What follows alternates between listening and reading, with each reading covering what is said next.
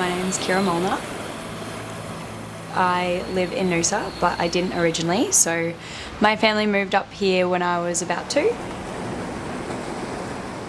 I grew up surfing basically in Noosa, which is such a good bay for learning to surf. And then from then on spent most of my life pretty much in the ocean, which is awesome. I got into surf coaching and then a bit of fitness training and kind of combined that with what I do now for work. And then in the last 2 years took over the president of the Noosa World Surfing Reserve. So we're designated by an overarching company called Save the Waves, and their organisation is looking into more climate change and the effects on different surf ecosystems. I really enjoy coaching here because the waves are quite gentle to learn, but then we also have different kinds of swells, so there's a lot of different locations that you can work with different conditions to teach people. I think surfing, and for a lot of people I find once they get into it, I find it quite addictive. If you haven't got a fix of ocean, then you kind of like feel a little bit like I need to get into the water. So for me, it's just like having that moment when you're surfing a wave, you don't have to think about anything else. It's kind of like a meditation. And if I'm like training, because I compete in longboarding, then I'm focusing on that one thing. So for me, it's really a good chance to focus my mind on something, to forget about other things and just like enjoy being. So I've been probably around the area for about 20-ish years all up. We definitely had a bit of a change with the last La Nina, so like the cyclone season had extended over the last period a little bit longer. We've definitely seen more swell in the water. So with changes in climate, changes in sea level and storms and everything, this will definitely affect how we run our business and how surf ecosystems work.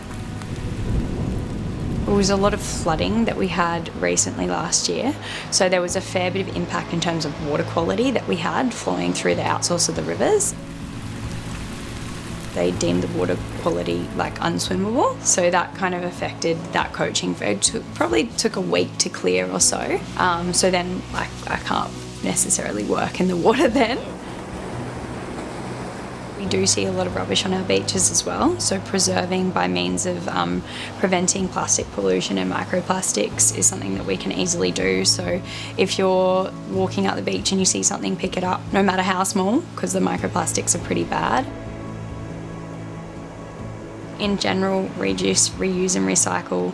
If you're going for a coffee after a surf, actually take a keep cup or something, and you'll save a lot of pollution that way. Share rides to the beach as well. You can kind of, like, if you've got a mate who's got a van, catch up with them at their house, and then it also saves parking. So grab a lift down with your mates. They're pretty simple and easy things that you can kind of do. I think knowing that warmer temperatures are causing more venomous creatures to come south is definitely worrying, and I think it would definitely change the way we surf.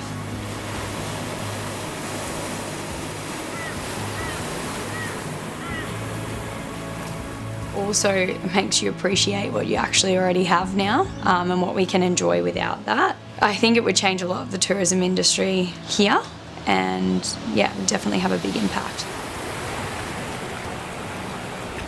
Tourism Noosa do a great job of promoting and supporting the region, but I think a lot of people without this surfing environment, it wouldn't necessarily be the same as what it is.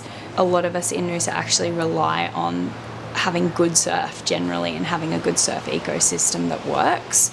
So I think it's really important that we protect this part and of what we have in the ocean, and just in general the environment that surrounds it.